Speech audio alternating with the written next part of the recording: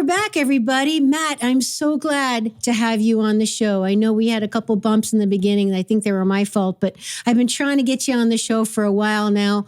As I mentioned in the intro, this has been something that is deeply, deeply, let's see, what is the word? Upsetting to me when I see what's going on, and the more I research what's happening. And I am just so thrilled that you agreed to come on to help spread awareness so people can basically know what's being done without our knowledge, without our consent. And I bet dimes to dozen, it would be something they don't want happening if they were aware. So thanks, Matt, for being on the show. It's a pleasure, Amy. I'm here in gratitude and service, and I'm excited to talk about these important topics. I don't really like that there's no consent for it. There's just really quick, I'd like to talk about something encouraging. When I think about chemtrails, I kind of also think about where we were with GMO foods in Monsanto like 20, 30 years ago. Nobody knew about them. Nobody knew about Monsanto. And we were in the dark, and they were trying to quietly just kind of pull one over on us, it seemed. Yep.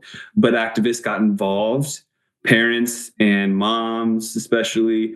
I think there was like Moms Against Monsanto, March Against Monsanto for sure.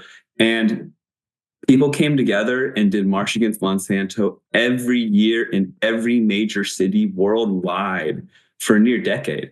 And simultaneous protests, and people risked their lives. Some people even lost their lives, but now we have labels at the grocery store, and it's beautiful. And that's what's going to happen with chemtrails and geoengineering and weather modification, all that sort of stuff. There will be a tipping point where everyone knows about it, just like they do GMOs. So we won't always be in the dark.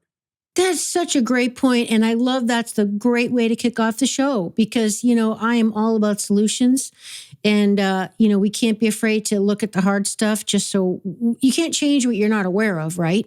And what drives me crazy is all the negative ramifications of what's happening and people not connecting the dots because they're not aware that that's even happening to be a possible cause. So, and one thing I learned from a lot of my research was a lot of the effects of a lot of this geoengineering it's more mental than it is physical, like what it's doing to our brains and our ability to think and all that. But we'll get into that. But let's just take a pause, even though I mentioned it in the intro. Do you want to just give a little background? What got you into this? Because I love your story. You weren't a quote unquote activist. You kind of this evolved in you out of probably your sense of integrity. Yeah, no, I didn't grow up an activist. My parents, everyone always asked me, "Oh, were your parents activists?" Yeah, and I'm like, No, not at all. My dad was a pilot, alcoholic gambler, and he's passed away. My mom was a mom who worked a bunch of different things and stuff, and very not awake or aware or organic or anything like that. We didn't really even have a garden or anything. So it's like, but that kind of shaped me to when I did break away from it. And I was like in my 20s, I never had literally it's embarrassing to say I moved to California and first saw my first avocado when I was like 20. I was a college grad and I hadn't even experienced an avocado. So my story, I grew up in the DC area and I was like a normal, punk kind of kid, not like punk rocker, but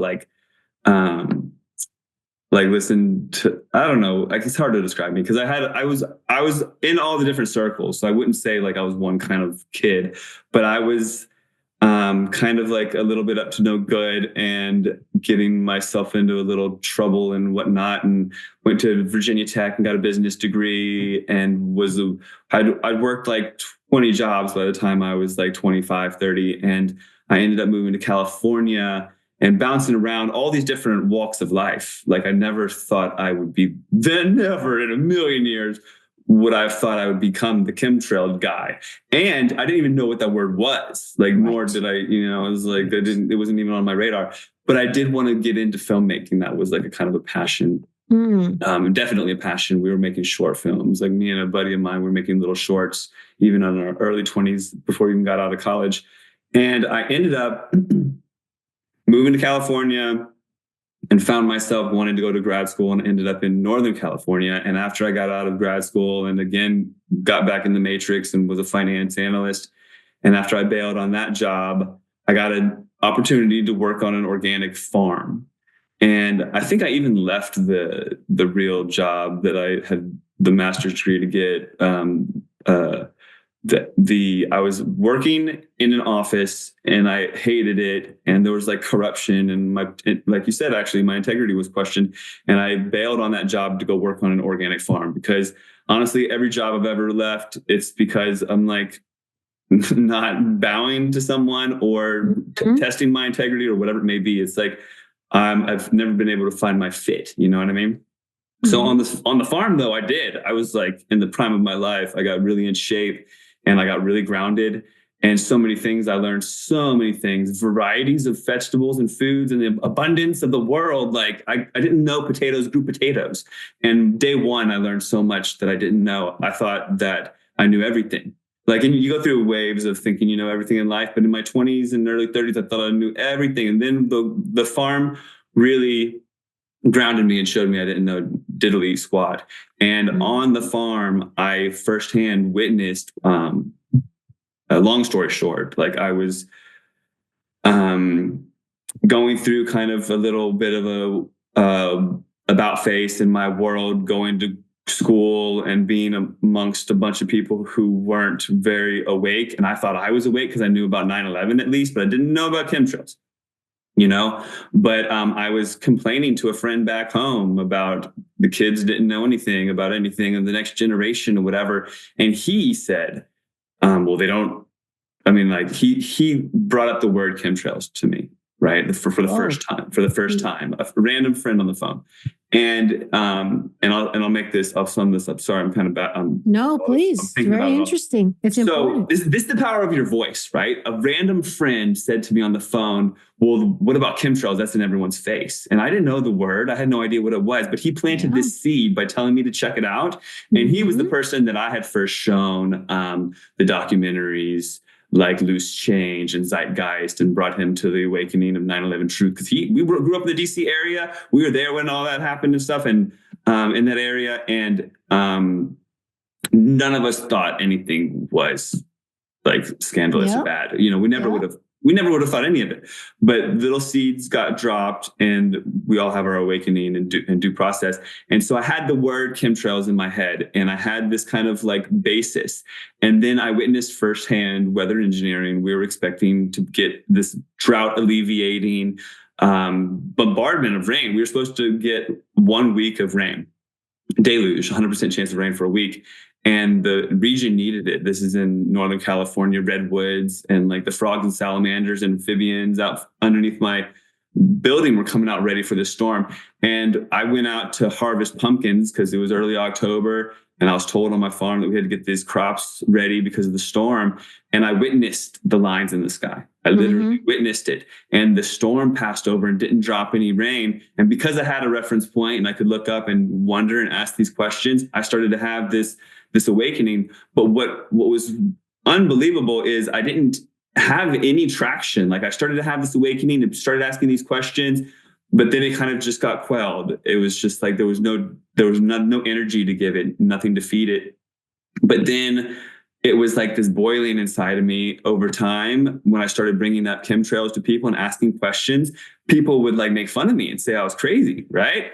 For even questioning it, and that kind of made me furious.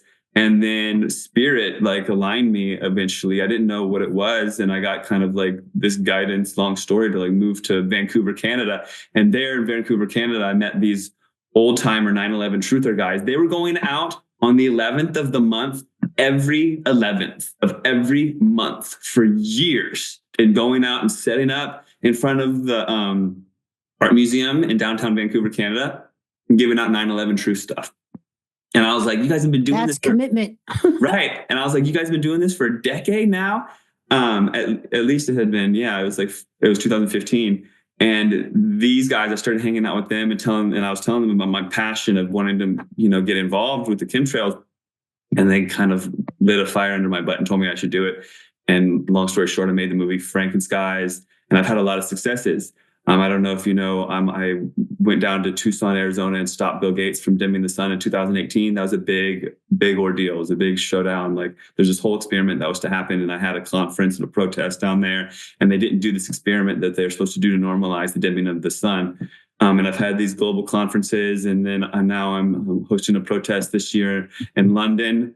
And we're doing a lot in the UK regarding the geoengineering and the chemtrails. And it's just been, I never thought that I'd get so much.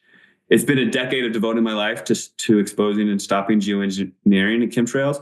And I never thought that now I would be getting so much traction. Like my film FrankenSkies is now going viral in Czechoslovakia or in Romania and all these different countries. And so things are really happening. Thanks. Sorry, I went on a lot, but that is so perfect. I have a question. I can't believe you brought up the, first of all, I didn't know that was you that was instrumental in stopping Gates with that attempt to do the weather balloon thing. Because was that the stratospheric controlled perturbation experiment? Yes, ScopeX, exactly. Yeah, that's it. I read all about that. So what everybody has to understand, and I really would like you to give us the dummy's guide to geoengineering, okay? Just for the person who has no clue what we're even talking about. We're going to, hold on, everyone. We're going to circle back on that. But I think it's just an important point for the audience to realize this is such a part of government and structure and power structures, let's just say, that we even have programs in schools on it. Like Harvard University has a solar geoengineering research program. Like this has been going on since the 40s. I mean, it's just another example of something that was dismissed as a conspiracy theory that now is completely shown to be true, and they're finally having to admit it because, well, you can't hide it anymore, you know? So what people have to understand is there's school programs on this stuff. I mean, this has been happening. Like, wasn't it Truman Lyndon Johnson, right? Who said, "He who controls the weather controls the world." I mean, governments and powers that be have known for a very long time. This is very dangerous, and we're going to get into that. So why don't you give us your version? I love Matt Landman's version of what is geoengineering? What are we even really talking about? And what about people who say it's a bunch of hooey? Right. So geoengineering is the spraying from planes, aerosolized metallics, but it could be other things. But it's been like researched, and they say that this is the best because it floats the best and reflects the best and whatnot. So spraying from this in the sky from planes, aerosolized like haze, metallics, also known as chaff, to create fake haze clouds to dim the sun that reaches the earth so that we don't get as much sunlight, to save us from the idea that is global warming. So there's this supposed problem, which I don't subscribe to, and is a farce, honestly, but we're gonna pretend like it's real. Climate change and global warming from carbon and, our coal burning power plants and our cars and whatnot. Not to mention we exhale carbon, but they won't really get that guilt tripping on us yet, and plants. So there's this problem that's supposedly making heat, and the heat is from too much greenhouse heating up because of the sunlight, right? Greenhouse is the idea that the sun is heating, and not as much of the heat can get out because of the layer of the pollution, what have you, whatever the humans are doing bad. Yeah, it gets trapped. So basically we're cooking because it can't disperse or get sequestered. Yeah. Right. Which is all, in my opinion, bogus, what have you. But you've got the Al Gore and Greta and what have you, and the threat of sea level rise and all this stuff. Even though New York and India, parts of should be underwater by now, according to Al Gore's predictions. But either way, there's this supposed problem. And so the solution by the government is geoengineering, which is dimming the amount of sunlight that we get, okay? Creating an artificial cloud layer. basically. And they have supposedly researched the different ways to do so. And they first thought that they could do elevation in the atmosphere of mirrors to bounce back the sunlight, but they couldn't get the mirrors to float, they claim. Then they claim also diamond dust, but that's going to be really expensive on taxpayers, right? So now it's getting us involved. And they can't really get the diamond dust to float very well. Also sulfur to mimic a volcanic eruption. But the sulfur is going to cause acid rain, kill off a lot of people, and glob up and not really coat the sky how they want. Also, they have this chalk, calcium carbonate, chalky stuff that they want to claim that they're going to do. But at the end of the day, the best stuff is aluminum oxide and barium salts, especially nanoparticulate aluminum. Okay. And the aluminum, they've tested the variable sizes, and they've found the specific size of the aluminum nanoparticulates that would float in the atmosphere perfectly to reflect sun and increase what they call the albedo of the Earth, the reflectivity of the Earth. So there's all these terms for it: solar radiation management, solar geoengineering, the term you just used, but there's all these synonyms that are also albedo modification. There's a whole handful of synonyms and programs that all run under different terms, like the Tropospheric Aerosol Program, TAP, out of the Department of Energy. That one's really interesting and orchestrates all sorts of things. There's the CARE program, CARE, out of NASA, Charged Aerosol Release Experiment. There's SATAN, SATAN, out of the UK. Actually, name it that? Out of the UK. It's like right out there. Stratospheric aerosol. You can look it up, but it's the acronym SATAN. It's unreal. That's pretty brazen right there. Isn't it? It's right in your face. Yeah, like we were talking about before we started, is like they're just really not even hiding it anymore. They're just bringing it out, bringing it on, because they're also, putting it all out there because they're really running scared at this point because a lot of people are waking up. But anyway, continue. No, and you're right. People are waking up and they're playing damage control. Exactly. All the time, so they're pulling out all sorts of different things. They pull out all the stops on misdirection and even controlled opposition and just all these different things that they do. So to answer your question, geoengineering is very, very layered, and that is the dimming of the sun. Then also, and you asked, like, what do you say to people that say that it's nonsense or what have you? Well, you're right. It is ingrained in the entire system. It's at the library. When you go and get kids' books, you can get a book on geoengineering, how to become a geoengineer when I grow up. You can go to the university and get a master's degree in it to become a geoengineer. So it is officially, it's something they're researching that they're going to need to do. Right.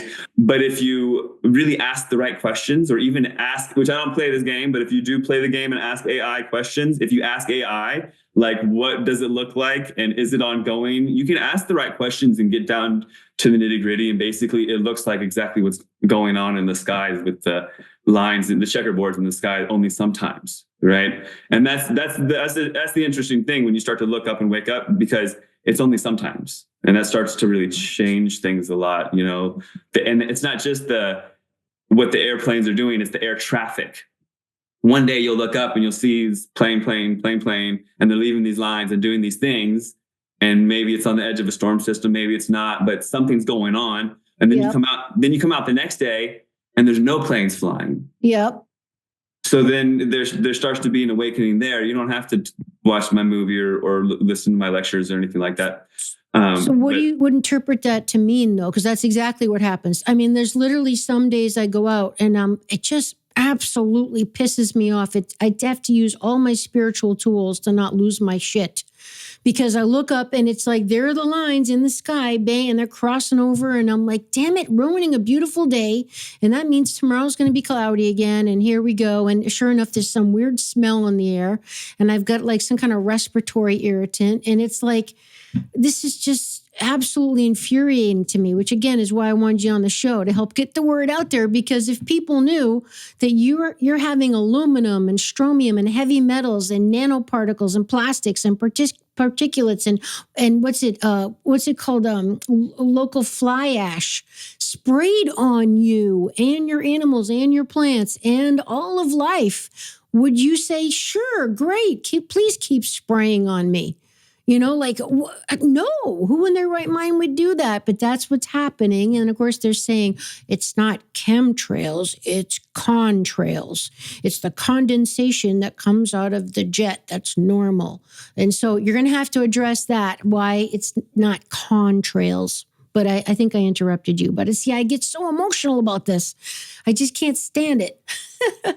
No, and you're rightfully so. And so you asked a couple questions. You asked the why and maybe the what, and there's a lot. So in the awakening process, when it comes to chemtrails, geoengineering, and solar radiation management, whatever you want to call it, you want to be able to share it with your friends, your peers, but they come at you with the questions, and they're going to ask who, what, why, where, when, how. Right? Who, what, why, where, when, how, right? And you, as the activist or the truth bringer or the friend that wants to wake up the family member or whatever, you want to feel confident in having the answers to these questions, because if you say, I don't know, then they're just going to put you in a box, and they're going to call you conspiracy theorist maybe, and they're not going to dismiss you. They're going to dismiss you. Exactly. And so it's very important and valuable to have those things. So we can run through them really, really quick, because I know your show is not that lengthy. The WHO is it's a lot of programs going on at once, but NASA alone has a budget of $80 million US dollars per day. And they have a chemtrail program. Yeah. Per day, they have a chemtrail program. The Department of Energy has it. There's all these ongoing government programs that are jumping the gun. Even the Department of Energy, which is a very twisted thing, because they have this program, tropospheric aerosol program. They do a lot of the spraying, and they're going to be called in to do the spraying when it's normalized, because we backed out under the Trump administration. We're backing out of the Paris Agreement. And so then we're going to be blamed. Us in China will be blamed for this runaway global warming. And then the world's going to say we need geoengineering, and they're going to start doing it publicly. And that's when it's going to be even worse than it is now. And it's not going to be that. Yeah, it's not going to be as easy to stop then. So it's important for awareness to grow now. The time is now. So the WHO is a lot of different programs, and they're available. It's, the Harvard is doing it and researching it and whatever. And I mean, the WHO is there's a lot. The what, it's aluminum, barium, strontium are the primary things.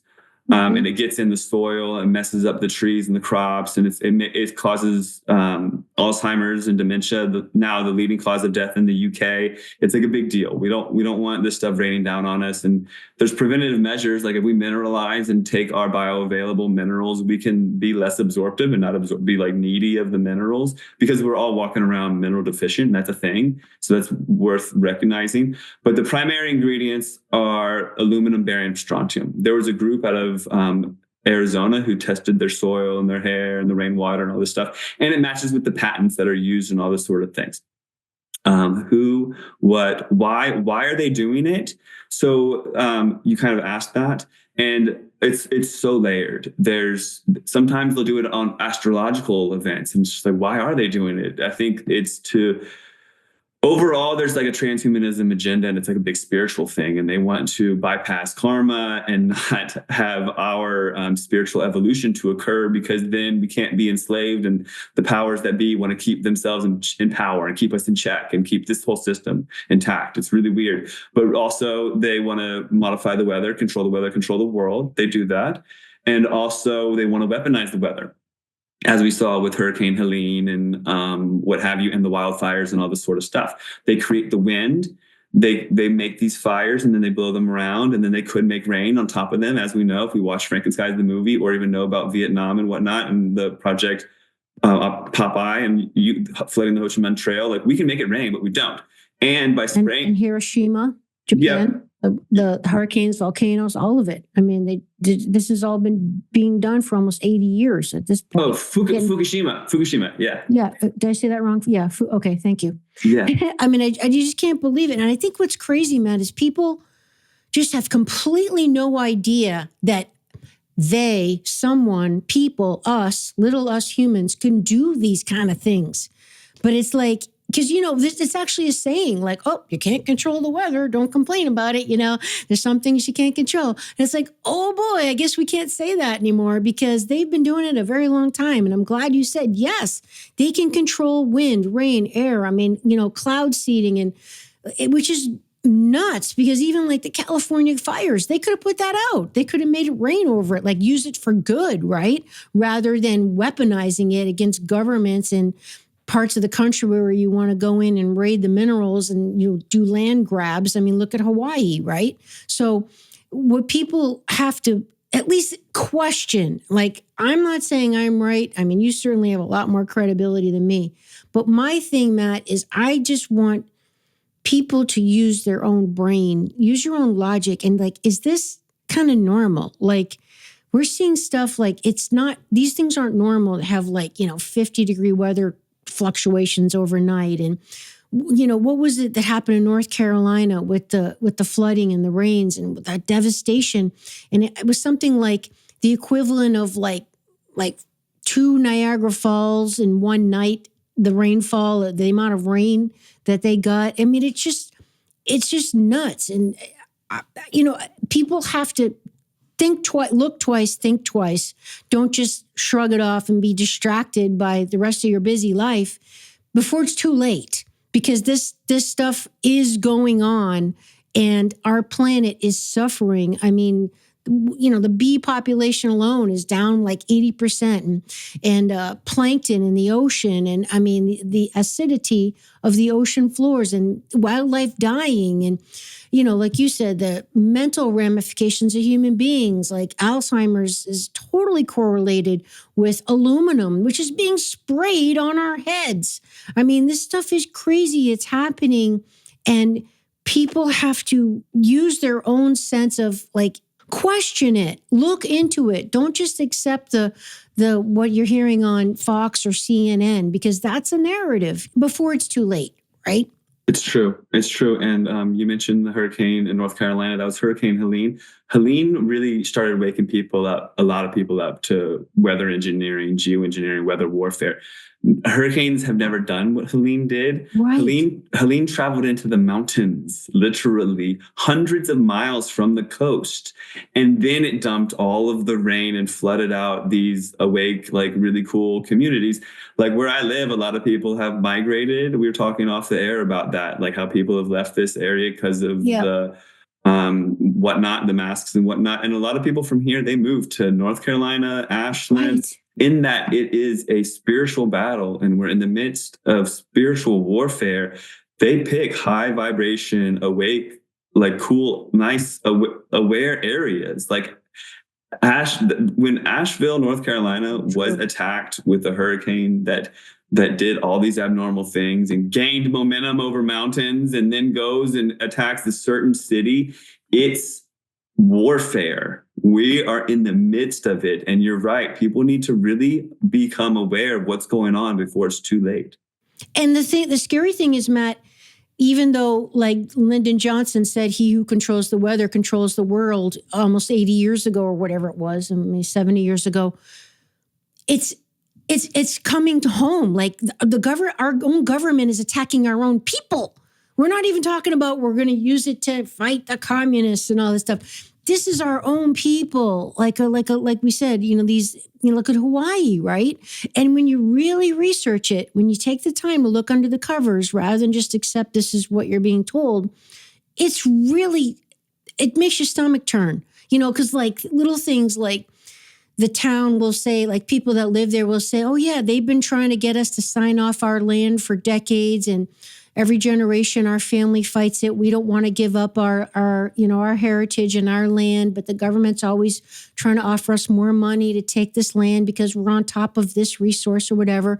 And sure enough, they say no long enough, and the government's like, all right, we're going to play hardball. And they come in and just wipe out the place, and they can hide behind, oh, it's the weather. It's an act of God. Isn't this a shame? Now there's no insurance that has to pay back these poor people, and they're hiding behind what they're really doing because they're blaming it on the weather.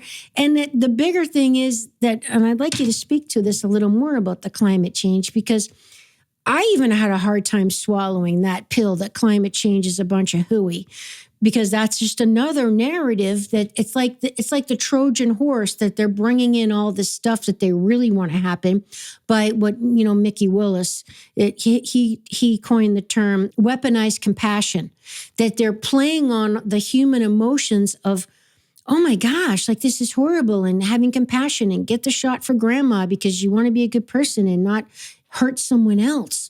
So they're capitalizing on the natural goodness of our human hearts in wanting to protect nature and climate change. And they show the polar bears, on a little tiny piece of ice, and they're about to fall in the water and they don't have no food. And, and it's all a bunch of manufactured emotions that aren't even based in real science, because when you really dig into the science, it's actually quite the opposite. The world's getting colder, and it shows a pattern over millions of years of how the planet does this. It kind of waves, and yes, we might be influencing it, but not to the degree that they're telling us that we need to get electric cars and all this other crap, which is actually making it worse, because electric cars used more minerals than anything else to make the damn car. Not to mention the electric grid, electricity itself heats up the planet, and then we can talk about 5G and cellular towers and all the wireless everywhere. That heats up the planet. Biogeometry and Dr. Kareem talks about that a lot, that anything that's moving like that is going to create warmth and warming. So they're directing us, Matt, like over there, get your electric cars and start eating bugs and fake meat and all this stuff, rather than what's really causing the problem, which might be all those cell towers they're putting up, which puts a phone in everyone's pocket, which makes us traceable and trackable, and they can listen to our conversations, and we can really go down that rabbit hole. But it's just so crazy when you really dig into it. And again, I'm going to apologize one more time for my outburst of passion here. But because I have researched this so much, and I am a warrior goddess, that's what this show is about. This show is about love and life, and protecting our love and life, and protecting those that can't protect themselves, like the bees, like the frogs, like the next generation of children, that they don't have a say in this. They're not saying, yes, please spray all this on me, right? So we have to bring awareness. I'm so grateful for you, Matt. Your documentary is fabulous. We're putting it in the show notes. I hope everybody watches it. I hope they share it with their friends. And like you said in the beginning of the show, which was so perfect, we can stop this. We can change this. The power of the people, never underestimate it. There's more of us than them. And if enough of us put our money where our mouth is, we can stop this before it's too late. Okay, I'm done my rant. Please continue. And I'm sorry I interrupted you again. No, Amy, that was beautiful. And I really appreciate what you bring and your passion and what you're saying. And it all resonates with me. It is very cowardly what they do by hiding behind a weather event, being like, oh, it's an act of God. And they've taken it to the next level with the geoengineering and the chemtrails. They will literally systematically make heat waves, right? They make heat waves. I've watched them do it.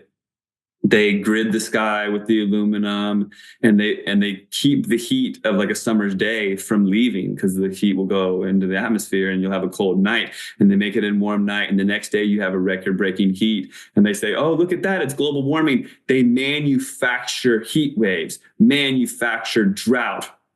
The aluminium, sorry, I've been in the UK a lot. The aluminum oxide and the barium salts that they embed in these forests and these trees they've been spraying for decades are patented fire accelerants. So they make these fire conditions. They make these drought-stricken trees that can't uptake water because of the aluminum in their roots.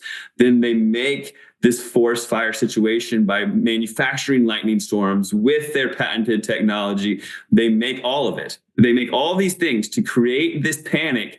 Every bit of the global warming scare that they say is oh, these storms are worse because of that. No, it's because they made it happen. Oh, this place is droughted out because of that. No, it's because they did that. Oh, this heat wave. No, they actually did that. These fires. No, they manufactured that. They even lit the match and steered it with the wind when they could have put it out with the rain. So it's so layered and diabolical. And you're right. People look at it and they say, oh, they couldn't do that to us. They wouldn't do that. They can't control the weather.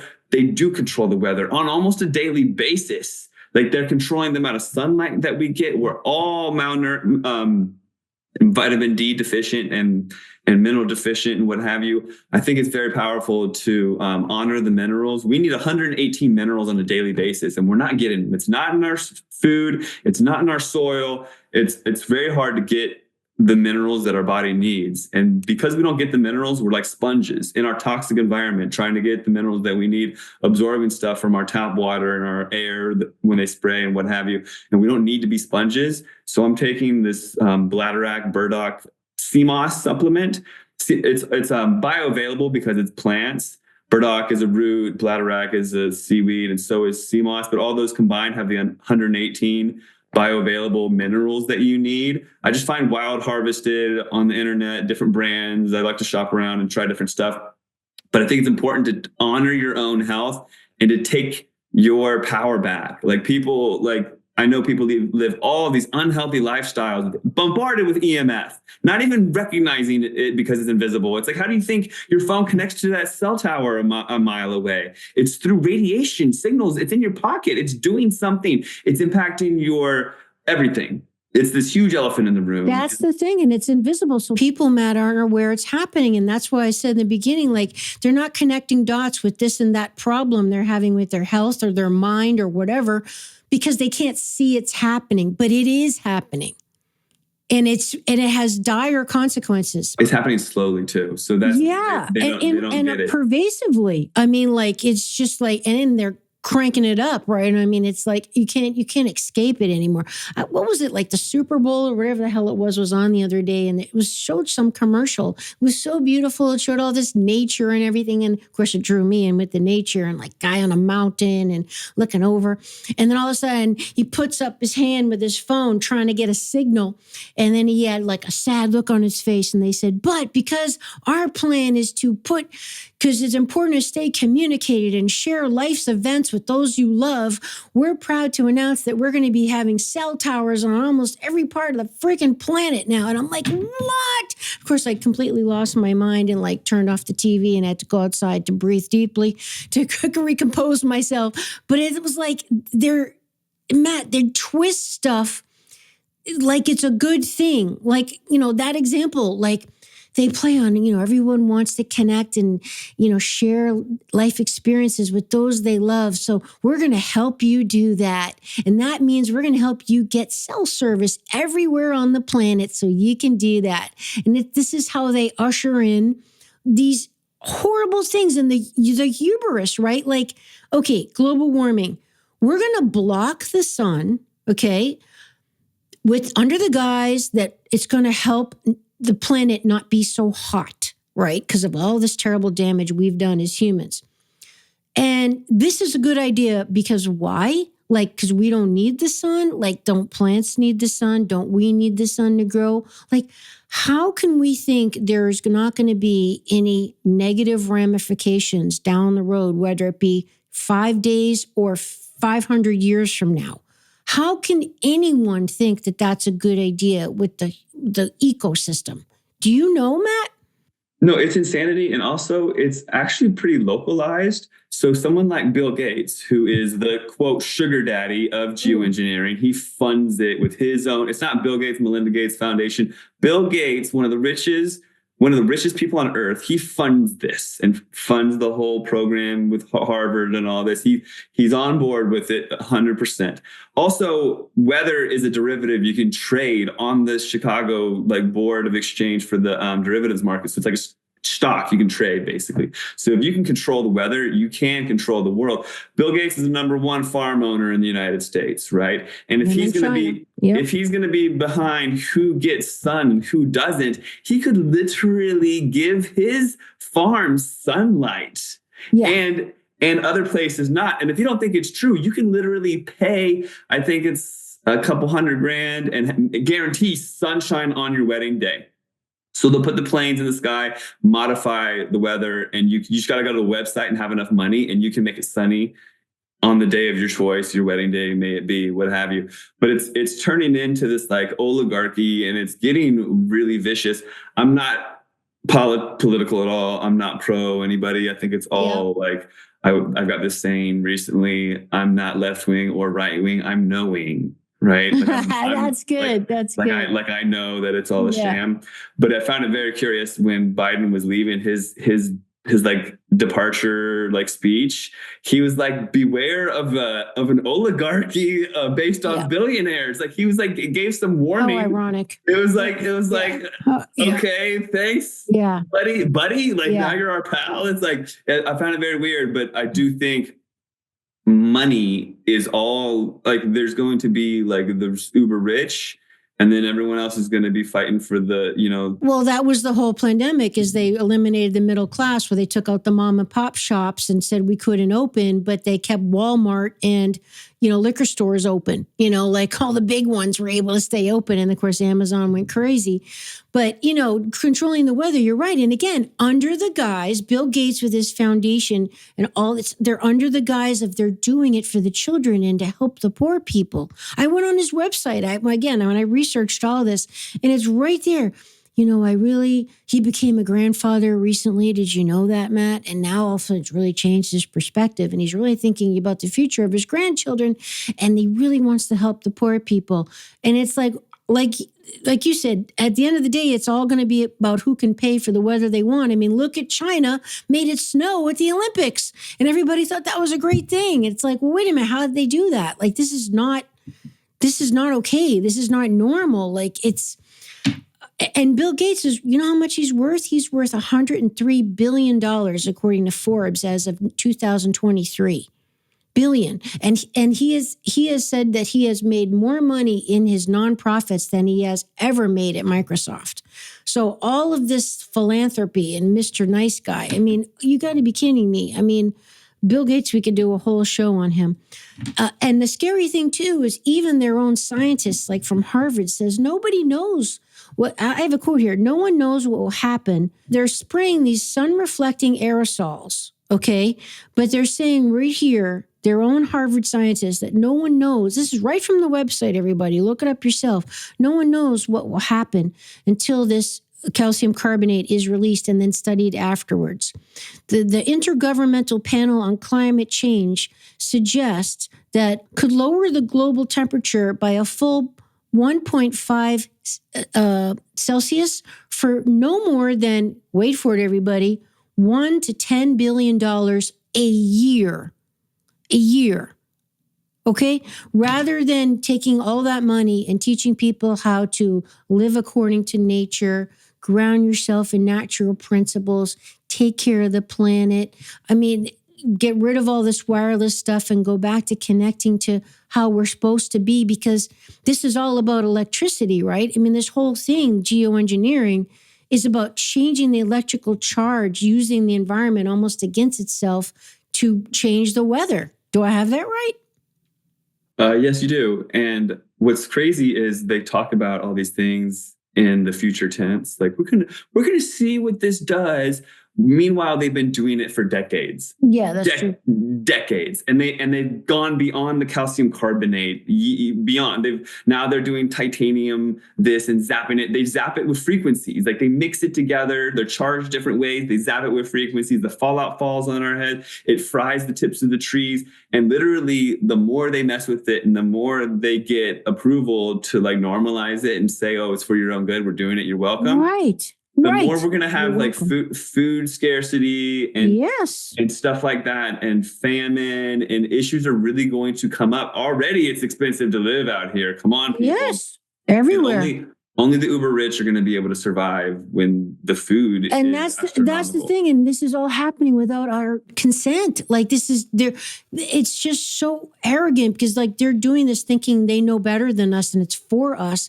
And what drives me crazy is like even all these pilots and stuff spraying this stuff. It's like, don't you know what you're doing? But then I kind of feel compassion for them, Matt, because I think, well, they've been told this narrative that they're helping to protect the planet by dimming the sun and putting that layer of clouds so it reflects back up there to help protect everyone. But it's like, oh my gosh, and all the people that are, climate change and we need to buy electric cars and eat fake meat. It's like, oh my gosh, what do we say to them, Matt? Where do we direct those people so they get the whole story? They get really what's happening. Well, the truth is like a rabbit hole, how people say. And so it's not just one place. I recommend people definitely please watch my documentary. There's like a 12-minute, you can watch the first 12 minutes, and it starts in 1920s and goes through the historical chronological timeline. So good. How we got to where we're at. And I'm working on a sequel, FrankenSkies 2, Climate Chains, like shackles. But a lot of it is observation and seeing things for yourself. I can tell already that you didn't really phrase it as a question. I'm going to answer it as a question. You have a really good heart, and everyone with a good heart, they always see it. It's like, oh, well, the pilots don't know better. And, people ask these questions. How could they do that to their own families? And then you think, oh, well, they must be this and that. And I'll answer that question, which isn't a question. For one, it's now drones. They're like pilotless. So there's a lot less people involved than you'd think. And they're not like up there pressing the button. There's like so much after 9/11, especially so much money could go black ops and all this sort of stuff. And there's so much out there that is automated. So there's pilotless drones doing a lot of the spraying, what have you. But the people that are involved, they are compartmentalized. They are indoctrinated, fully indoctrinated. They're on a need-to-know basis, and they honestly think that they're doing something good. And you're right. They do. You're right. They do think that they're doing a good for the world, and it's like top secret, and they only have their little piece of the puzzle, and they're not going to be some whistleblower and likely lose their life because of what they don't even know. They think they're doing something good, so why would they even blow the whistle? You know what I mean? Because everyone's always like compassion. Yep. Exactly. Yeah. Full circle. Yeah. Beautiful. Yeah. But it's sick. It is. It's sick and twisted, and it's very cowardly to play on our human emotions because we're very powerful spiritual beings, but we're being so misdirected and misled that actually, like you said, our compassion is weaponized. I like the term useful idiot as well. But yes, that too, unfortunately. All right, Matt. So this amazing documentary, which we're putting in the show notes for everybody, but it's easy to find, just FrankenSkies.com. Matt, what was the most surprising thing for you in making that documentary? So that's a great question, and thank you. And there's a lot that gets uncovered in the film. I mean, it goes all the way back. It starts in the 1920s, and I never wanted the movie to be about me or my voiceover. I hate documentaries usually, you know what I mean? Because my attention is easily... I'm like, get to the point. I don't care that you have 5 cats, guy. You know what I mean? It's very well done. Thanks. So in the middle of towards like maybe the 20-minute mark, there's a reporter who does a Freedom of Information request and goes on this journey. And I think that reporters like this hardly exist anymore. But there was a time when there's a Jack Johnson song where have all the good people gone, whatever. And he's talking about the media actually and the news and stuff. And the news used to be at least somewhat truthful. And this woman, she does all this Freedom of Information requests and uncovers the story out of St. Louis. And she revealed that it's like there's no question of the source. Like the government said, yeah, we did it. And what was happening in St. Louis in the 60s and 70s is our government. So you start to ask big questions when you have this epiphany. Is this our government really? Or did we even win World War II? Like, what is really going on? That's right. You question everything. Yeah, there was like Woodrow Wilson, and he was like, I just passed the government on to someone. And like, there's these little hints. If you go down the rabbit hole, along with the JFK assassination, all this sort of stuff, like, I think our government has been completely hijacked and it's not serving America. And maybe we didn't even win World War II. I don't even know. But in the 60s and 70s, the U.S. Air Force secretly sprayed the low income, like Black and children. It was like the younger group, like they did experiments on our own people. Sky rises of like children where 70% were like under the age of 13. They put sprayers on the rooftops. They didn't just do the chemtrails of the planes.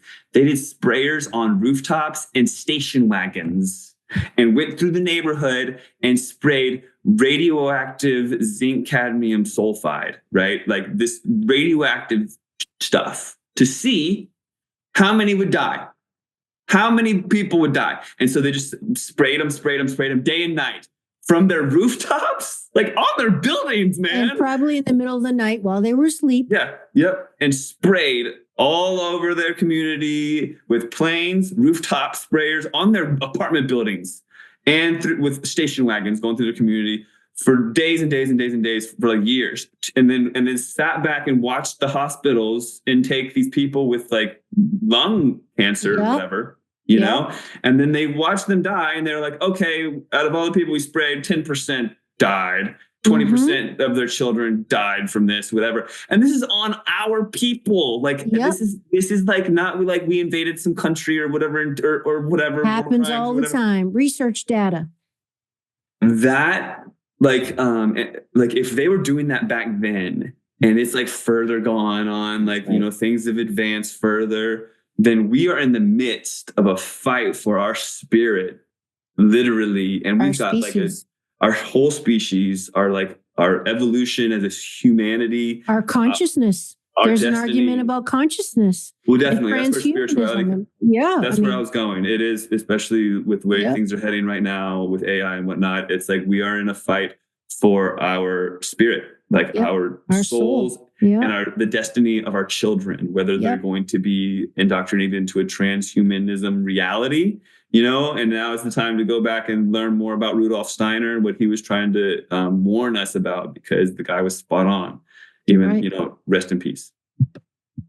Oh, so good, Matt. You're just awesome.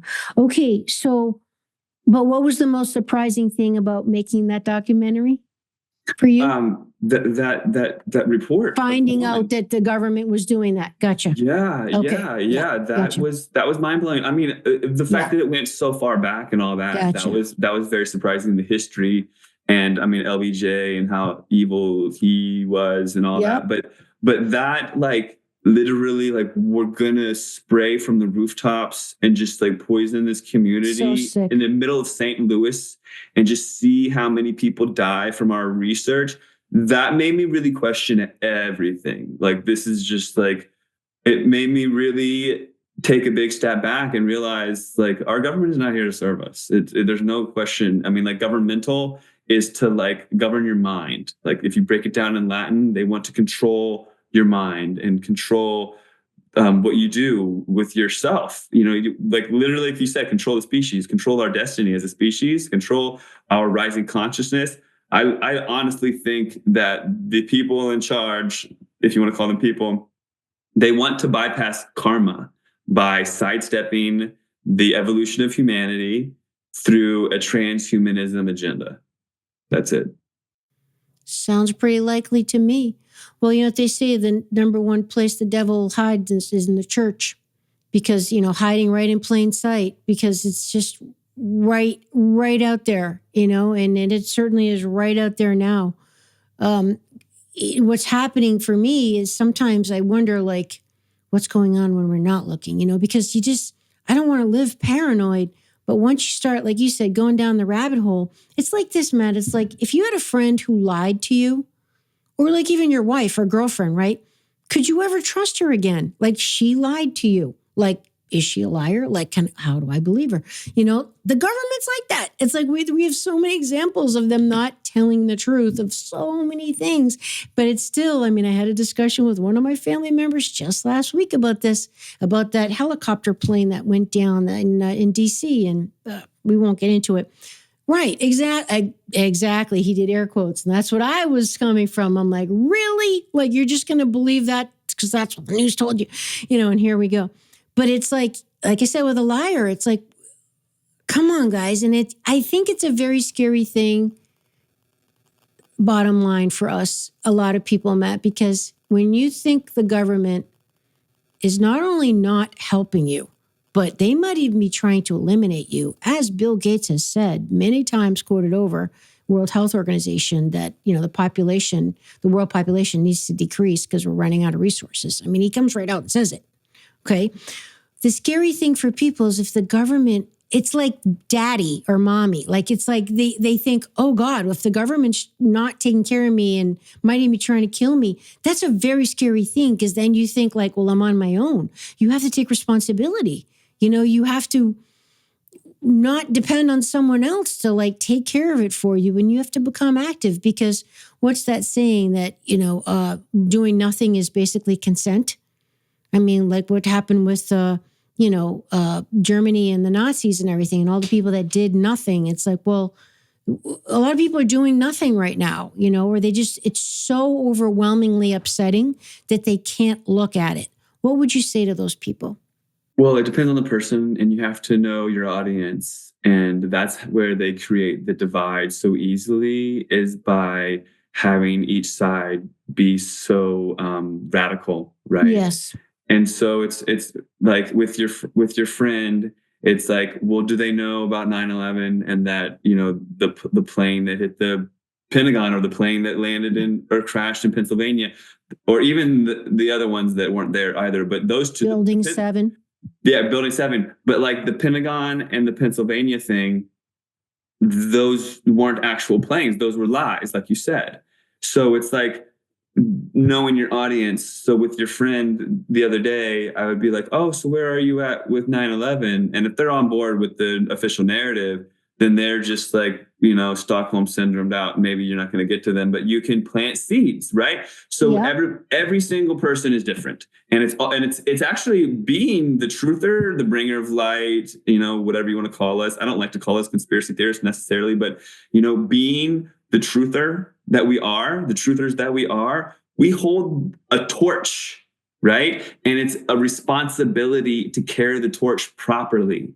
You know what I mean? Yeah. And so in doing so, we have to meet our people where they're at. And we know our people. We know our grandmother, our peer, our bartender, or whatever. And so we know how to plant the seeds.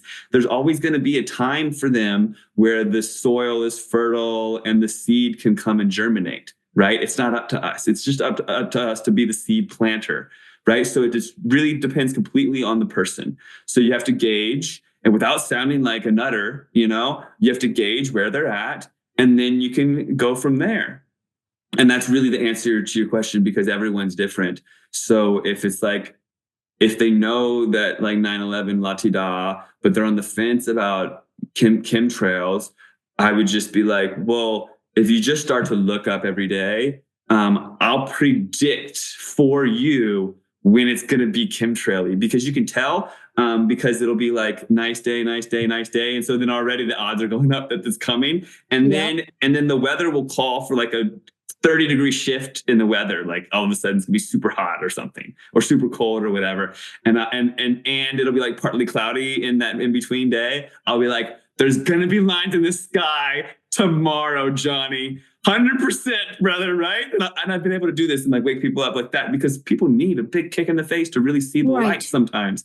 And so I've done that. And it's just like, it depends on who, and that's always a gamble. You don't really want to be a gambler with it all, but it so depends on who they are. Like, are they willing to sit down and watch a documentary with you? Because there's FrankenSkies.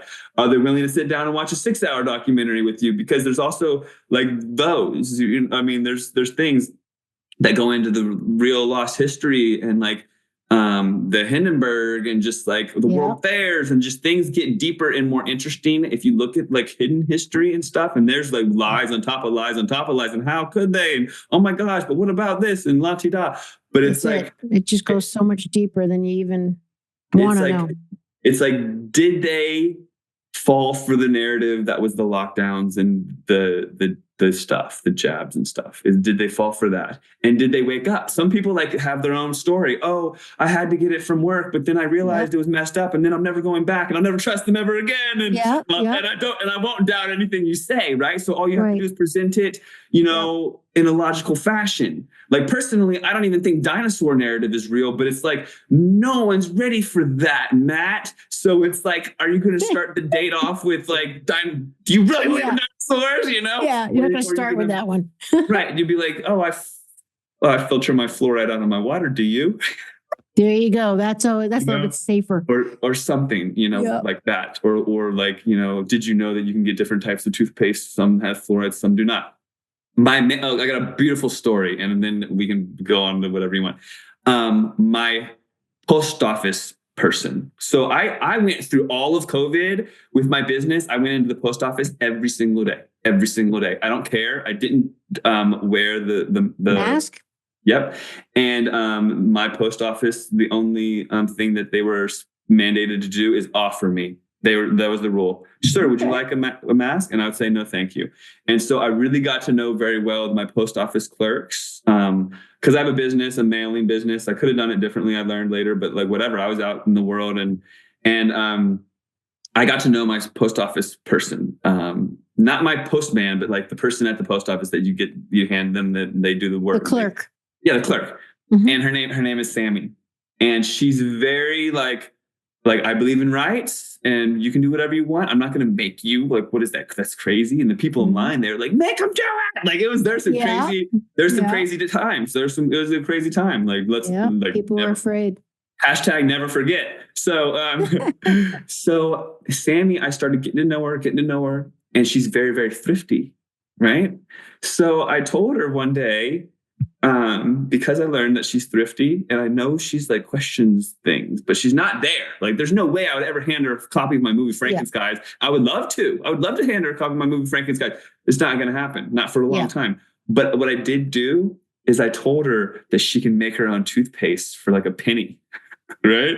And I knew that wouldn't include fluoride. Right. And I knew that it's thrifty. Yes, yeah, exactly. Like that's the angle. Very smart. And so I've been planting seeds with her of like distrust in the government and little things. And, I eat this. And, did you know about magnesium and Epsom salt? Whatever, like things that are okay for her soil. Because every garden is different. Right. Mm-hmm. But, and then I saw her and she's like, I'm so proud of my toothpaste, Matt. I use essential oil, baking soda, coconut oil, boom, these 3 things. And then I'm all excited and she's excited. And like, I'll get back to her on the chemtrails. But it's like, you got to know your audience. That's it. So people get all engaged in something and then they go run into their grandmother or whoever. And then they just further the divide. It's like, you don't know this nugget that you have. It's like, smart meters are toxic. They have a lithium ion battery in them that can explode and cause fires and burn the house. And the EMF radiation, the dirty electricity, smart meters are bad.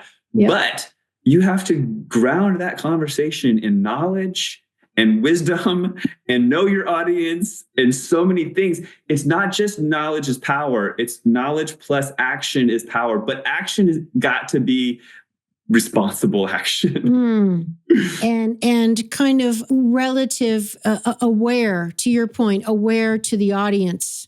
So it's appropriate. See, and I, as I've evidenced very, very embarrassingly on this show, I am very much, because I've been preparing to have you on the show. So I am really deep in this rabbit hole currently when we're recording this. That's why I'm so emotional about it. Like normally I hope to think I have a little more tact. But it's just like I said earlier, it's just infuriating when you think that people are doing this to other people and other living creatures without their knowledge or consent, and it's hurting them. And it's very hard not to be just completely ticked off about it. But thank you for articulating that very, very wisely for everybody. That's great advice. Before I let you go, and I do want to get any closing thoughts you have, can you just reiterate that really cool little example you gave about how we know when it's going to be a chemtrail? Usually for me, it's like it happens. I've been noticing Sunday mornings early. And it makes me think they're probably spraying it at night because people are starting to get hip to it. But, and then I'm like, crap, that means it's going to be freaking cloudy again for tomorrow and all that. Like, what is your little recipe to know when the weather's being manipulated? So earlier you asked the question of the difference between the contrail and the chemtrail. So yes. the short line in the sky is actually chemicals being sprayed. And so you can watch your sky. And it involves like really keeping an eye on what's going on in the sky. And there's different ways to answer your question. There's different ways to like predict and gauge when they're going to come, and they're always different. But one way is they are oftentimes saturating the sky with these shorter trails. And so you'll see a lot of shorter trails, and you'll even see the tint of the sky go from blue to like a little whiter, and the light will go, the sunlight will be even a little whiter. That's because they're priming the heck out of the sky with barium salts. And so once they've saturated the sky with barium salts, then they're going to come along and lay out those fat chemtrails that are like long lines that last forever and don't dissipate. They linger. They linger so much and hardly dissipate and unravel into a milky haze and block the sun because of their patented technology that is saturating the sky with barium salts first. And so when you watch and they have a bunch of those short trails for like a day or even two, then they're definitely going to come out and lay out those lines. And that's something to witness, which is very fascinating.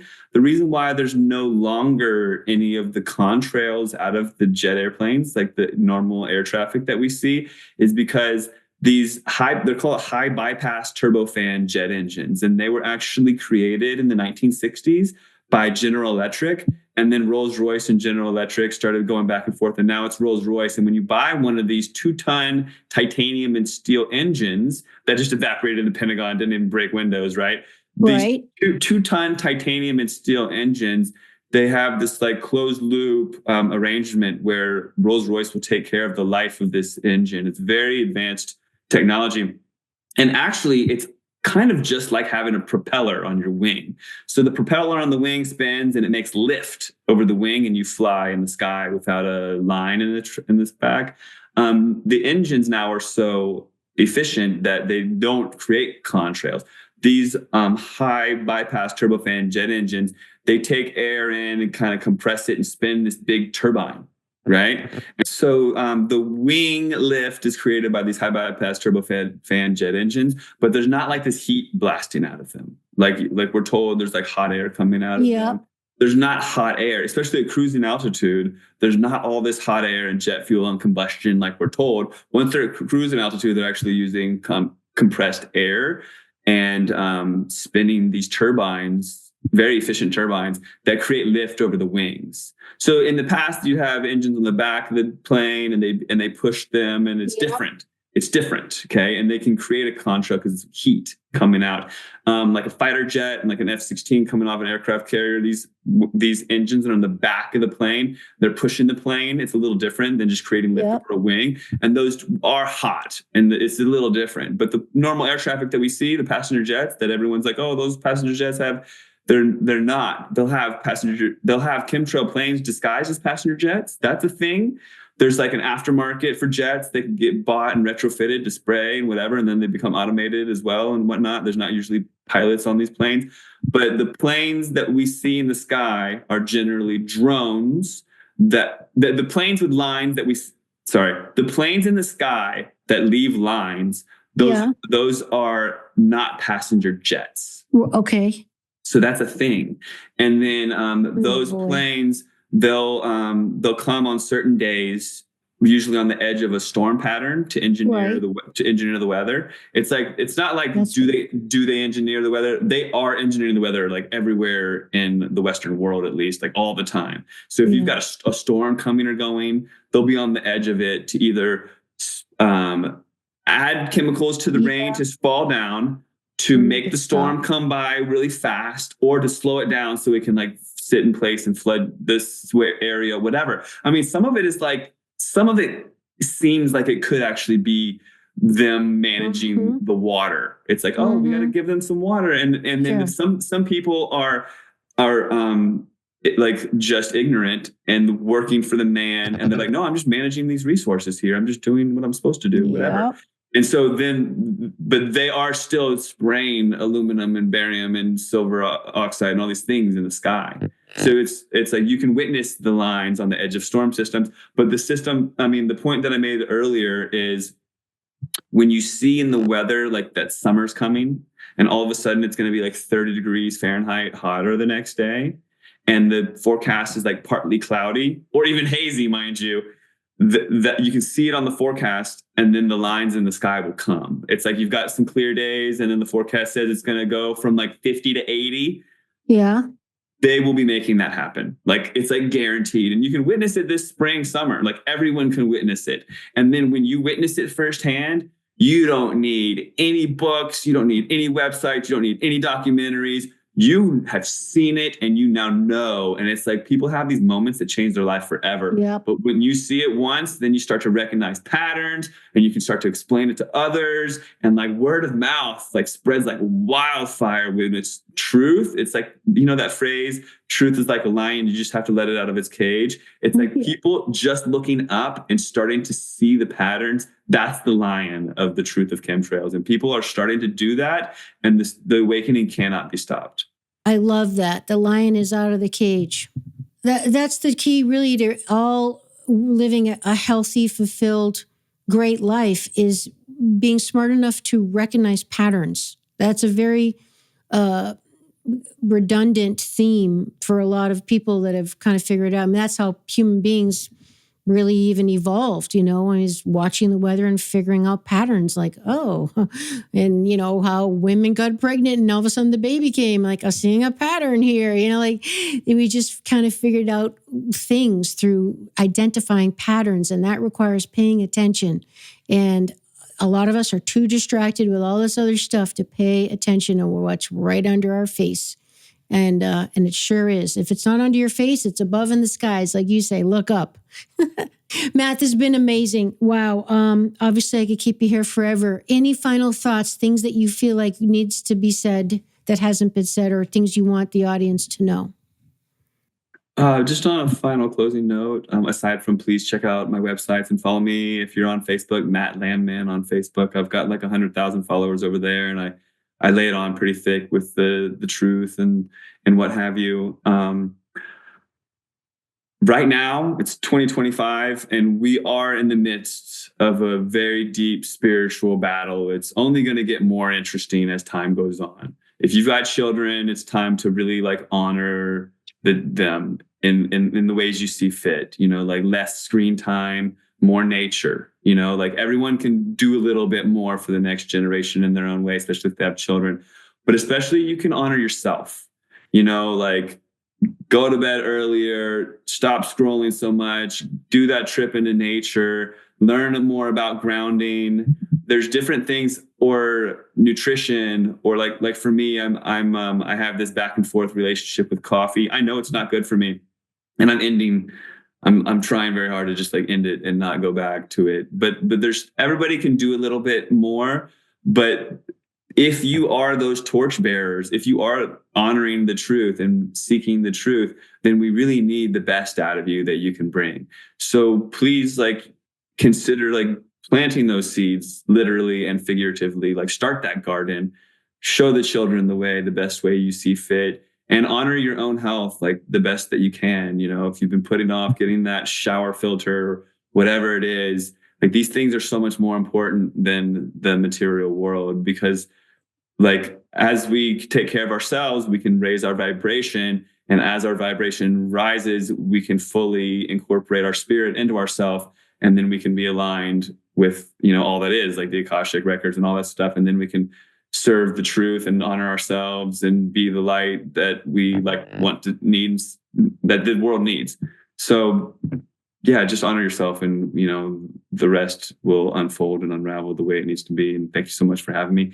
And I really appreciated the way that you started the show off the air with like a centering, like kind of prayer. It was really nice. And I think it's very important to honor the best that we can. Okay, here's what I want to say.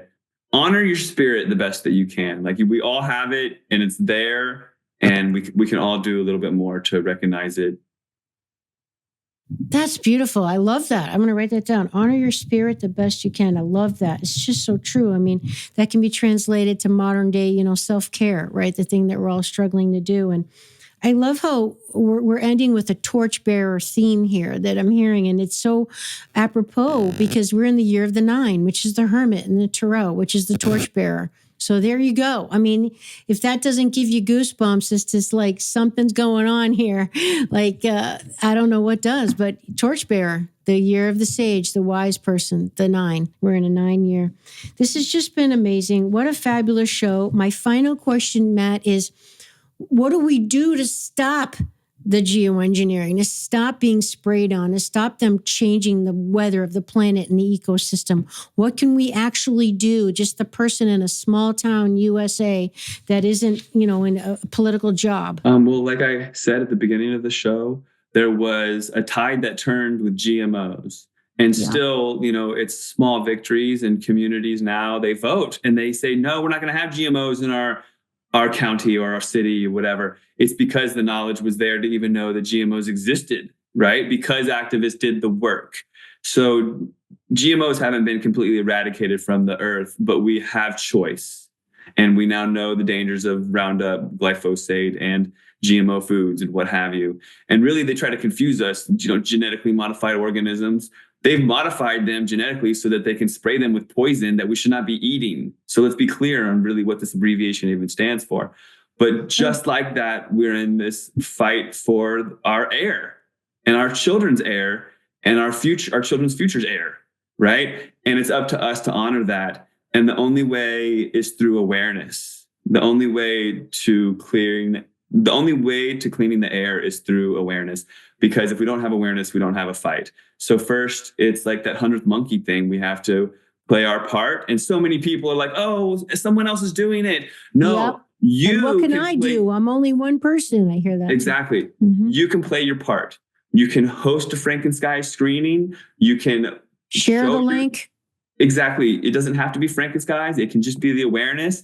But FrankenSkies is a nice little bundled up package that I've made for people to be able to share with their grandmother in the comfort of their own living room. And it's fact-based and it doesn't have anything in it that someone can be like, I found this thing that's not true because you're a conspiracy theory. I'm actually taking their own foot and putting it in their mouth because it's historical, chronological stock footage from the U.S. Air Force and the military. So it's like, I didn't even make it up. Yeah. So it's like, there's ways to go about waking someone up, but it's like it's all hands on deck, boots on the ground. It's time for us to honor the truth with the integrity that it deserves, and it needs and deserves everyone's attention. So not just me and you, but like everybody that has a voice that can actually use their vocal cords.